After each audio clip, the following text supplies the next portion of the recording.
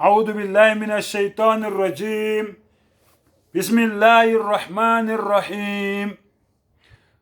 الله لا إله إلا هو الحي القيوم لا تأخذه سنة ولا نوم له ما في السماوات وما في الأرض صدق الله العظيم.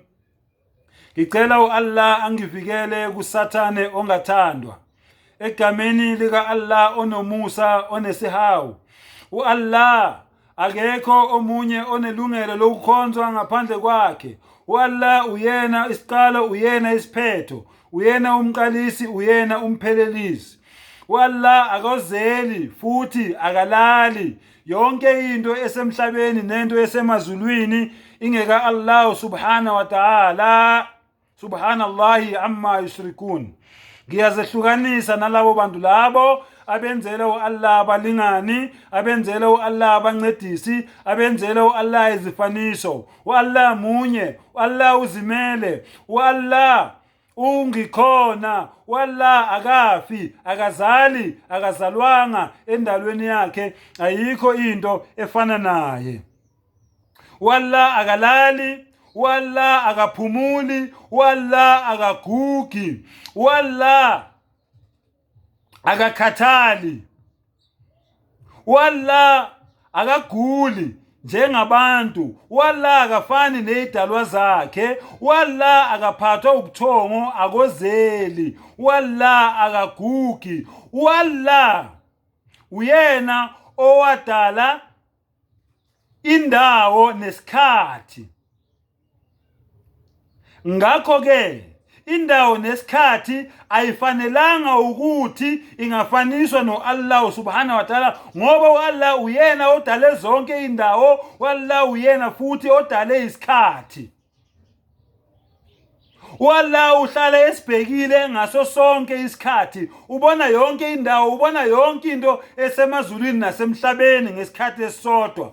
U-Allah uyena ozwa izikhalo zethu nezikhalo zenyoni nezikhalo zezilwane ngesikhathi esisodwa, asiphendule futhi sonke ngesikhathi esisodwa.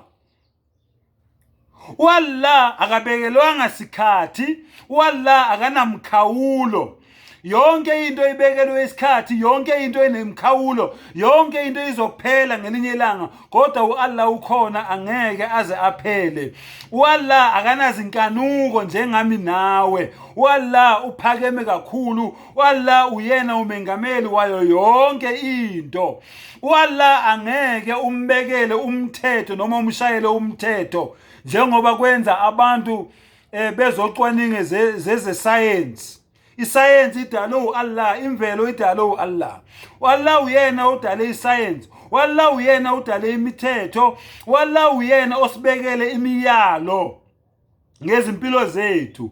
U-Allah akufanelanga afe, angeke aze afe. U-Allah akufanelanga ashaywe noma ajeziswe ngenxa yezono zethu. Angeke u-Allah subhanahu wa ta'ala ajeziselwe izono ezenziwa u-Adam no-Eva.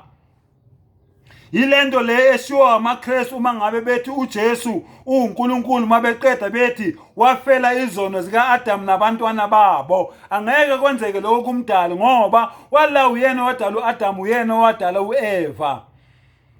AmaKristu, iBhayibheli lamaKristu lithi u-Allah ungumenzi wezinto zonke, ubona yonke indawo. Kodwa futhi lona iBhayibheli lamaKristu, u-Allah uyakhona ukusibona njengoba su-8 billion emhlabeni, sonke uyasibona, kodwa Allah wahluleka ukubona abantu abayi-2 ehlathini becashile.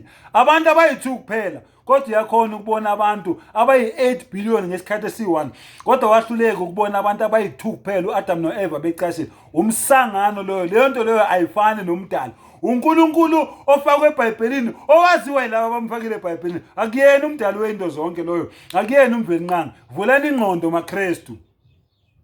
iQuran iyasitshela ukuthi u-Allah wamxolela u-Adam no-Eva ngenxa yezono zabo abazenza. Manje kungani-ke umdali sekufanele manje abethele esiphambanweni?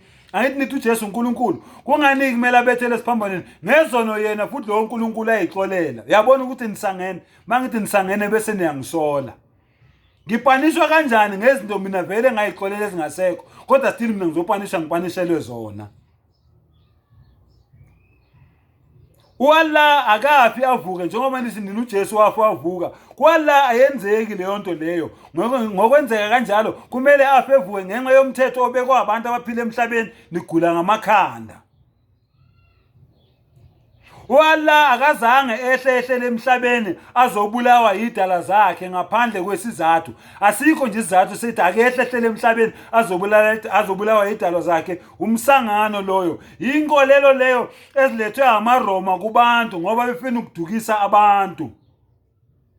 Yonke lento leyo abathi yenzeka kumdali umsangano amanga into engazange izibe khona.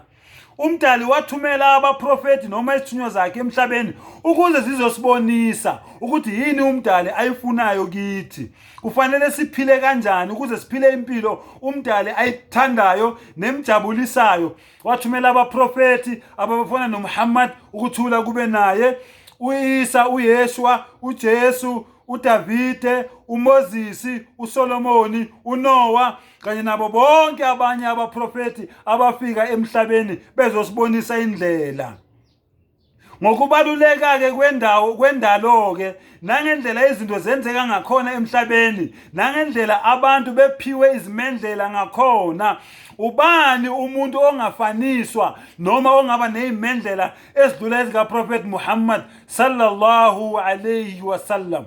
Umprofeti Muhammad sallallahu alayhi wasallam wenza izinto ezihlula abantu nanamhlanje abaphile iminyaka more than 100 kodwa yena zonke lezo zinto lezo uzenzile ngeminyaka ewu23 years kuphela. Ubani ke umuntu ongamcompare naye ongamfanisa naye? Sengathi Allah angahlisela ukuthula nezibusiso zakhe kumprofeti Muhammad sallallahu alayhi wasallam. Iyona ndlela esingambonga ngayo. Ayikho indlela edlula le esingabonga ngayo umprofeti Muhammad sallallahu alayhi wasallam ngaphandle kokuthi simcelele kuAllah ukuthi ehlisele umusa wakhe nezibusiso zakhe ethuneni lakhe nakuwo wonke amathuna abangani bakhe nasemndenini wakhe. Wa akhiru da'wana anil hamdulillahi rabbil alamin.